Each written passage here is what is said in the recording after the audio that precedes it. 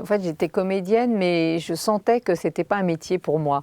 J'avais une sorte de, je sais pas, d'appréhension avec la caméra. Je me sentais tout le temps comme Surveillé. ou surveillée exactement. Et en fait, j'étais quelqu'un qui voulait quand même contrôler. Donc, c'est un paradoxe que je ne réussissais pas à dépasser vraiment. Et puis aussi, j'avais remarqué que les autres acteurs m'intéressaient beaucoup plus que mon propre travail. Donc assez vite, inconsciemment, j'ai commencé à m'intéresser aux autres acteurs, à me dire, tiens, puis si je changeais cette phrase-là. Et donc c'est vraiment par, je dirais par, oui, parce que j'ai senti que je ne continuerais pas dans un métier où il fallait être tributaire du désir des autres, à ce point que j'ai commencé à écrire, qui est une sorte de scénario qui a été la genèse des histoires d'amour finissent mal en général. Et j'ai écrit comme ça dans mon coin en pensant pas être réalisatrice, en pensant vendre le scénario Oui. à un réalisateur. Et c'est Jacques Audiard qui était donc scénariste à l'époque et qui a lu ce scénario, un des premiers à l'avoir lu, qui m'a dit mais c'est très original, il y a un ton, il y a quelque chose, tu devrais continuer. Et je lui ai dit, oui, mais moi, je voudrais surtout, c'est le vendre à quelqu'un. Elle me dit, ah non, je crois que le vendre à quelqu'un, ça sera difficile. Et il m'a plus ou moins dit que peut-être je pourrais ambitionner de le mettre en scène moi-même. Donc ça m'a paru quelque chose de complètement audacieux et d'impossible. Mais au fond, quand même, à ce moment-là, je me suis dit, allez, si on essayait que ce film prenne vie, parce que c'est insupportable que ce scénario ne devienne pas vivant pour moi. Donc c'est à travers l'écriture finalement et une succession de rencontres avec des gens qui m'ont fait confiance, qui se sont dit elle pourrait, alors que j'avais pas fait de court métrage, pas Rien d'école du de tout. cinéma, pas de fémis, rien, pas un essai. Et il y avait des gens qui me disaient mais pourquoi vous faites pas un petit court métrage avant? Je dis parce que j'ai pas d'idée de sujet de court métrage. Donc j'ai l'idée de ce film-là, mais c'est tout. Et puis j'ai eu le CNC, j'ai fini par avoir le CNC. À Et là j'ai l'époque, pleuré oui. parce que je me suis dit c'est horrible, je vais être obligée de réaliser ce film.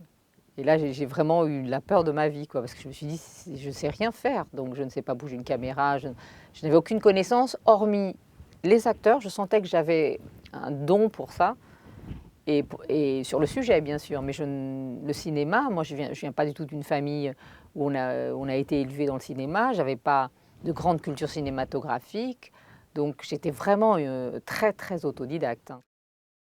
Et après, mais j'étais très peu cultivée. Enfin, j'ai vu quelques films, et bon, après j'ai essayé de compenser, mais peut-être aussi ça m'a aidé à ne pas avoir, de ne pas être trop inhibé, parce que je pense que de faire un premier film, si vous avez des références extrêmement fortes, on peut se dire, bah, moi, qu'est-ce que je vais faire avec mon petit film de rien du tout.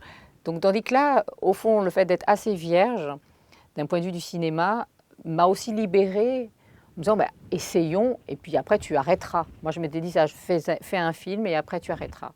Et quand j'ai été sélectionnée à la semaine de la critique, je me suis dit, ils ont dû se tromper, hein.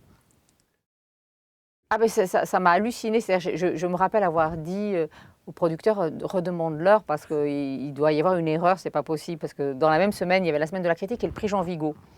Donc moi, ça me paraissait pas possible que des gens professionnels ne trouvent pas ça hyper mal foutu. Et même si je savais qu'il y avait un certain charme dans le film, mais je crois que c'est la plus grande, jusqu'à maintenant, je dirais que c'est, parce que c'est la première probablement, c'est la plus grande joie au sens voilà, enfantin du terme que j'ai eu en bonne nouvelle. Vous voyez, aujourd'hui, on me dit tu fais 1,5 million d'entrées. Bon, ça me fait moins de plaisir que d'avoir été sélectionnée à la semaine de la critique. J'ai adoré ça. Le seul truc, c'est comme c'est le premier, donc on a un attachement différent parce que c'est comme si il y a quelque chose où vous êtes né là. Donc quelque chose de votre vie est né ici, à ce moment-là. Bah, je vois bien les qualités de fraîcheur, un sens quand même de la narration, enfin ouais, de la construction et des maladresses, comme vous avez dit évidemment, une sorte de rigidité. Mais c'était quelque chose de très biographique, enfin de très personnel. Donc il y a quelque chose finalement, ça veut dire quelque chose. C'est quand on fait un premier film, ce qui est important, c'est le, le pacte profond entre le sujet et vous. Et puis peu importe, la technique, tout ça, bon, bah, même si c'est pas tellement terrible, c'est pas très important. Ce qui est important, c'est une forme de vérité. Mm. Et pour savoir diriger les autres et tout, c'est ça qui est important. C'est ça la musique que vous avez dans la tête.